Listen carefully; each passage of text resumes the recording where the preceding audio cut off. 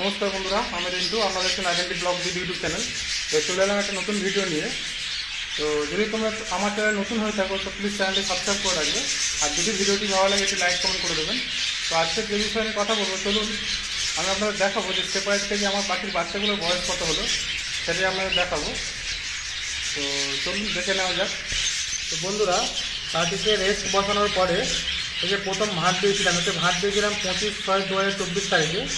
তো এর বয়স হয়েছে তোমাদের হচ্ছে 25/6/2023, ওদিকে 6 দিন আর এদিকে 1 মাস, 31/37, আর আজকে 4 তারিখ 41 দিন।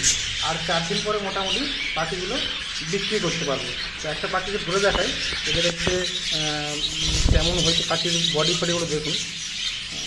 দাম ধরছি, দেখুন, দেখছেন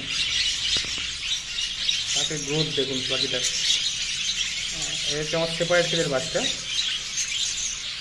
তো আর 3-4-5 পরে একে বিক্রি হয়ে যাবে, একে রাখতে হবে না। হ্যাঁ, তো এরকম এইভাবে আপনার বাচ্চা আছে, 4টে করে বাচ্চা আছে। দেখুন দেখাচ্ছে আপনাদেরকে, 4টে বাচ্চা আছে। দেখে না মেল ফিমেলটাকে, ওই যে ফিমেলটি ঢুকে গেল, মেলটি দেখুন ভাড়ের মাথায় বসে আছে।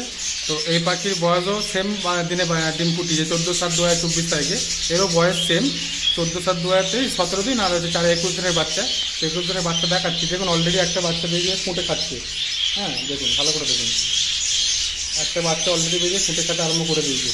আরও ভিতরে 3টে বাচ্চা আছে। তো 3টে বাচ্চাগুলো ধরে তবু দেখায় একটা একটা করে। তবে একটা না দেখাতে পারলেও অন্তত একটা দেখাবো, ধরে আপনাদের দেখানোর সুবিধার জন্য যে বয়স কেমন হয় 20-21 দিন পরে বাচ্চার বয়স। দেখো, হ্যাঁ, এরও আর রেডি হতে দিন-20 সময় লাগবে। দেখুন এটা হচ্ছে মেল, এই যে বসে আছে দেখো মেল, আর সেই হচ্ছে ভিতরে দেখো সময় লুকি মারছে। ঠিক আছে, একটু অবাক করা কাণ্ড। এও সেম দিনে বাচ্চা ফুটেছে 14/7/2024 তারিখে বাচ্চা ফুটিয়েছে। এই দেখুন আমার সব কার্ডে লেখা আছে, দেখাচ্ছি।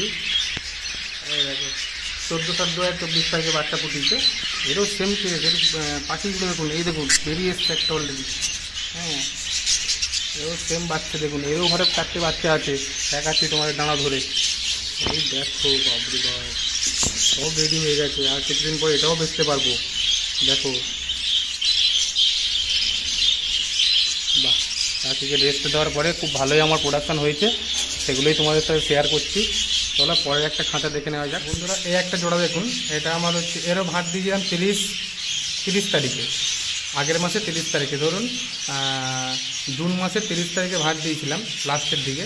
তো এর বাচ্চাগুলো দেখাচ্ছি তোমাদের, দেখুন দেখো তোমরা, তো কী করছি তোমাদের দেখছি। দেখো এরও বাচ্চা তো রেডি হয়ে গেছে। একটা বাচ্চা থেকে ধরে দেখাই।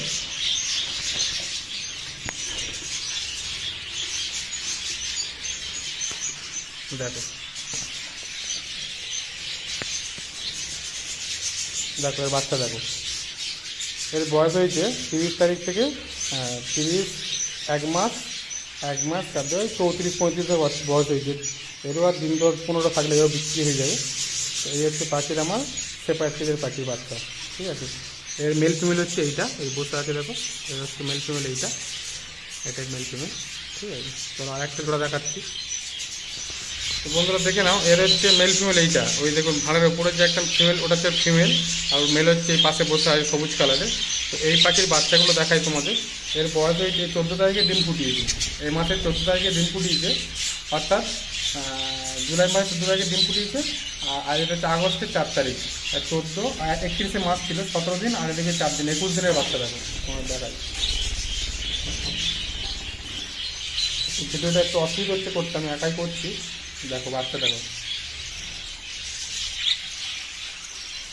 5টা বাচ্চা হয়েছে, 5টা বাচ্চা সেম সাইজের বাচ্চা সব আছে। হ্যাঁ, আর দিন 20 পরে এরও বিক্রি হয়ে যাবে। তো মোটামুটি 45 দিন, 40-45 দিনের পাখির বাচ্চা মোটামুটি বিক্রি হয়ে যায়। ঠিক আছে, তো বন্ধুরা চলো আর একটা খাঁচা দেখে নেওয়া যায় কী করছে এই পাখিগুলো। এই দেখুন মেল ফিমেলটা বসে আছে, সব পালে বসে আছে। এর ভাঁড়ের বাচ্চাগুলো দেখি, এর কিন্তু অনেক লেটে ভাত দিয়েছি। এর ভাত দিয়েছি আমি 1 জুলাই তারিখে দিয়েছি ভাত। তো এর বাচ্চার বয়স হয়েছে ওই তোমার 1 জুলাই 30 দিন, 34 দিন মতো বাচ্চার বয়স। তো দেখি এর বাচ্চাগুলো কেমন হয়েছে, তারা একটা ধরে দেখাই তোমাদেরকে, দাঁড়ায় তবে বুঝতে পারবে। এই দেখো বন্ধুরা, বাচ্চার বয়স দেখো 34 দিনের বাচ্চা। দেখো বুঝছো, সব চোখ ফুটে গেছে। দিন কুড়ি পরে একটু আমি রেডি করে নিতে পারবো, ঠিক আছে? দেখুন এখন থেকে কামড়াতে আসতে হবে। দেখো দেখো দেখো। তো বন্ধুরা চলো আরেকটা খাতা দেখে নেওয়া যাক। এই দেখো বন্ধুরা, মেলটাই বসে আছে, আর বন্ধুরা ফিমেল দেখো ভিতরে বসে আছে। ওই দেখো ফিমেল ভেতরে বসে আছে, চুপ করে বসে আছে। এরও সেম বয়সের বাচ্চা, এরও 31 তারিখে আমি মাঠ দিয়েছিলাম।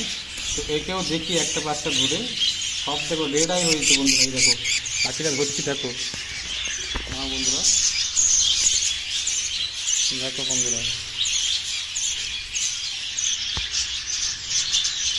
দেখো বন্ধুরা রেড আই বাচ্চা। দেখো ইয়েলো, পুরো এক কালার ইয়েলো কালার আর রেড আই বাচ্চা।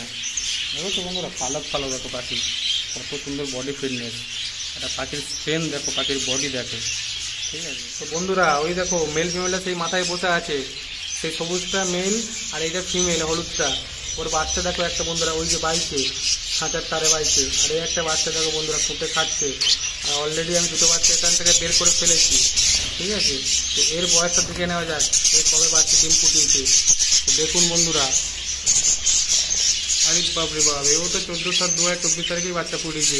বাহ! তো বন্ধুরা কেমন দেখলেন আমার সেপারেট থেকে বাচ্চাগুলো, জানাবেন কমেন্ট করে, ঠিক আছে?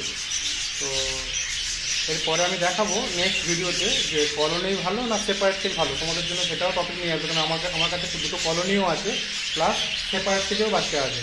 তো দুটো জিনিস আপনাদেরকে বুঝিয়ে দেবো যে কোনটা আপনাদের পক্ষে ভালো হবে, কলোনি না সেপারেট থেকে, সেটা নিয়ে পরের ভিডিওতে কথা বলবো। তো সেই সব ভিডিও দেখতে গেলে অবশ্যই আমার চ্যানেলটা থাকতে হবে তোমাদেরকে।